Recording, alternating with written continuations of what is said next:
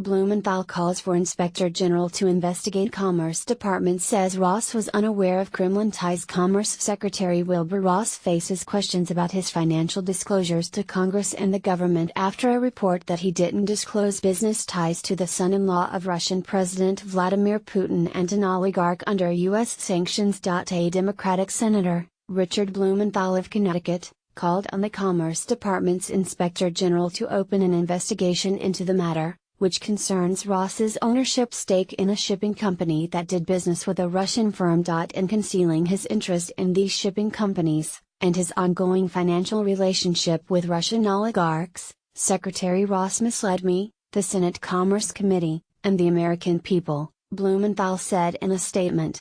Secretary Ross' financial disclosures are like a Russian nesting doll, with blatant conflicts of interest carefully hidden within seemingly innocuous holding companies. It is unclear whether Ross violated federal guidelines for ethics disclosures by not revealing the connections, and he isn't alleged to have violated any law. The Commerce Department said in an unattributed statement on Sunday that Ross was unaware who owned the Russian firm and has never met the owners, and that he has recused himself from transoceanic shipping matters. Secretary Ross works closely with Commerce Department ethics officials to ensure the highest ethical standards, and is committed to restoring our economy and creating American jobs, the department said.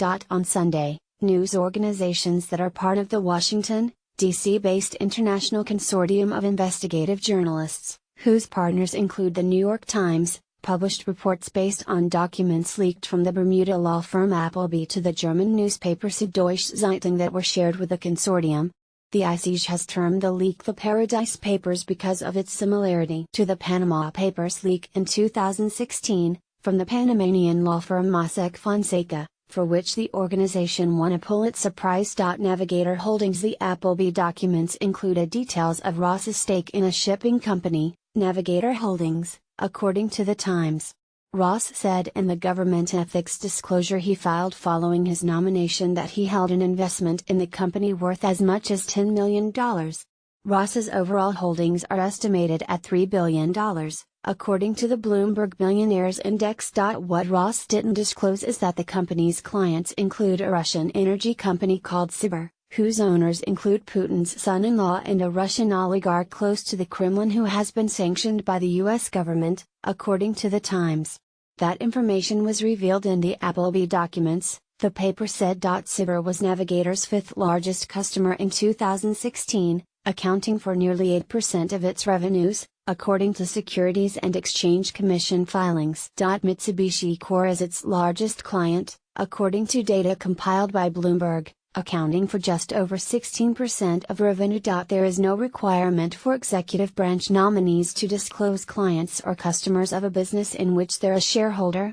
The disclosure requirement only applies to direct payments related to a nominee. Walter Schaub, who was the director of the Office of Government Ethics at the time Ross filed his disclosure, signed off on the document.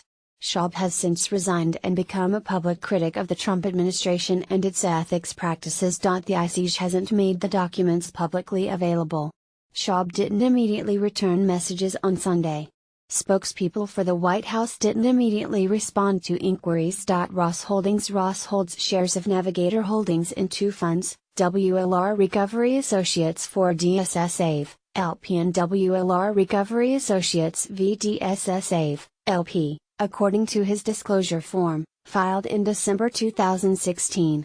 Ross listed 9 underlying assets for those funds, which he valued in a range of $2 million to $10 million. Government officials disclosed the values of their assets in broad ranges. How much of the fund's assets were invested in Navigator Holdings wasn't disclosed. On May 31, Ross sold between $15,001 and $50,000 worth of his stake in the company, according to a subsequent filing with the Office of Government Ethics. In his January confirmation hearing, Senator Maria Cantwell, a Washington Democrat, asked Ross about his holdings in Diamond S Shipping Company. The company operates 33 tanker vessels that transport petroleum products, she said. The only questions about Russia in his confirmation hearing dealt with cybersecurity, and whether Ross believed there should be consequences for Russian, Chinese and North Korean cyber attacks against U.S. companies. Ross also said that competition from Russian king crabs was an issue he'd look at related to U.S. fishing interests. Ross's